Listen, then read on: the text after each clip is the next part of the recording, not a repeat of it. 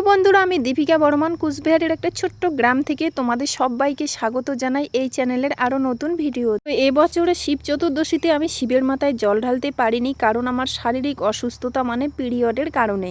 দিন যে শিবরাত্রির দিনটা আমার সারা দিন কেঁদে কেঁদেই দিনটা শেষ, কারণ এতটাই খারাপ লেগেছিল যে আমি বছরের একবার চতুর্দশীতে আমি শিবের মাথায় জল ঢালতে পারলাম না। আর এদিকে তোমাদের দাদাভাই বলছে যে মন খারাপ করো না, আমাদের শিব চতুর্দশীতে যে মেলাটা হয় শিবরাত্রির, ওটা 15 দিন থাকে। তো শিব চতুর্দশীর এক সপ্তাহ পর আমি আসলাম শিবের মাথায় জল ঢালতে, আমার ভোলে বাবার দর্শন নিতে। তো দেখো, শিবরাত্রিতে হয়তো মনে হয়, আমি মনে করেছি যে হয়তো আমি পুজো দিতে পারিনি, কিন্তু অনেকেই পুজো, দেখো আজকে অনেকেই পুজো দিতে এসেছে, খুবই ভালো লাগছে। আর এত হারে ভিড় আমি দেখাবো তোমাদের পরে, আগে পুজোটা সেরে নেই। তো দেখো, আমার পুজো দেওয়া শেষ, আর আজকে একটু ভালোভাবে পুজোটাও দিতে পারছি, কারণ ভিড় একটু কম। নইলে তো শিবরাত্রির দিন একদম হাত পা গুটিয়ে গুটিয়ে এইখানে পুজো দিতে হয়, এতটাই ভিড় থাকে। তো এইখানে দেখো একটা ঠাকুর আছে, এইখানে সুতো বাঁধতে হয়। তোমার মনে যে কামনা থাকবে সেই কামনা মনে মনে কল্পনা করে তুমি এই ঠাকুরের ওইখানে সুতো বাঁধতে হয়, তারপরে যখন মনস্কামনা পূরণ হবে তখন খুলে দিতে হয়। তো দেখো, আমাদের এই শিব মহাদেবের মন্দিরটা খুব সুন্দর, একবার আসলে তো যেতে ইচ্ছে করে না, আর এতটাই ভিড়। আর এইখানে কিন্তু ভিডিও করার নিষেধ। তো তোমাদের দাদাভাইকে বলেছি যে একটু ধরো, এমনভাবে ক্যামেরাটা ধরো যাতে কেউ বুঝতে না পারে।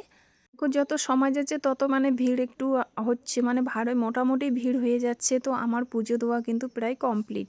আর ছেলে কিন্তু আমার ঢুকেনি মন্দিরের ভিতর, কারণ শিবরাত্রিতেও ওর কাকু কাকিমার সাথে এসেছিল, ওর বাইরেই আছে। বলছে মা আমি আজকে আর ঢুকবো না। আর এই দেখো দেখো, মেলায় কত সুন্দর খেলা এসেছে, সার্কাস দেখাচ্ছে। দেখো একটা ছোট মেয়ে, খুব সুন্দর লাগছে। এটা কিন্তু এখনও বিকেল বেলা, সন্ধ্যা হয়নি। দেখতে কিন্তু দারুণ হয়েছে মেলাটা। তার মধ্যে দেখো এদিকে কত সুন্দর ফুল, আর লোক তো এত হারে লোক, সেদিন তো শিব চতুর্দশী তো এতটাই ভিড় ছিল। আমার ছোটো যা এসেছিল, বলছে যে দিদি হাঁটানোই যায় না, কিন্তু আজকেও দেখো এতটাই ভিড় হয়েছে। আর কি জানো তো, সারা দিনে না খেয়ে আছি, শরীরটা তো একদম শেষ, চলতেই পারছি না, হাঁটতে ইচ্ছাই করছে না। আর আমার ছেলে আমার ভাইকে নিয়ে এসেছি, ওরা তো বলছে একটু ঘুরবো। তো দেখো, এটা হচ্ছে মন্দিরের সামনেরটা, প্রবেশ পথটা, যেদিকে আমরা মন্দিরের ভিতরে প্রবেশ করি, খুব সুন্দর দেখতে। এত তাড়াহুড়োর মধ্যে এসেছি।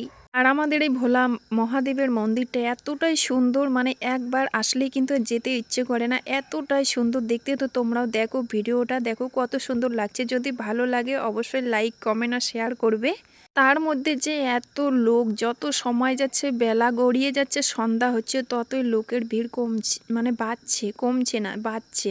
আর দেখো এদিকে সুপারি গাছগুলো, এগুলো সুপারি গাছ নাকি সেটা আমি বুঝতে পারছি না কি গাছ, কিন্তু গাছগুলোর মধ্যে লাইটিং কত সুন্দর করে দিয়েছে। আর এদিকে দেখো, মহাদেবের দর্শন করানো এই লাল সুতো হাতে তো বাঁধতেই হবে। আর এইখানে বাচ্চে সবাই তাদের মনস্কামনা, কি কামনা আছে সব কিছু কামনা করে এইখানে বাচ্চা। আর এইখানে এই পুকুরটা নদীটাতে স্নান করানো হয়েছিল যেদিন শিব চতুর্দশী ছিল সেদিন। আজকে কেউ চান করছে না। আর মেলাতে এসেছিল জলপরি দুবাই থেকে, একদম অরিজিনাল জলপরি। তো আমার ছেলে বলছে মা জলপরি দেখবো। তো আমি বলছি বাবা আর পাচ্ছি না, না খেয়েছিলাম সারাদিন, শরীরটা ভালো লাগছে না, মাথা ঘুরছে। তো বলছে অন্য সময় দেখে নেব। তো জলপরি দেখলে আবারও অনেক রাত হয়ে যাবে, কখন শুরু হবে সেটা জানি না।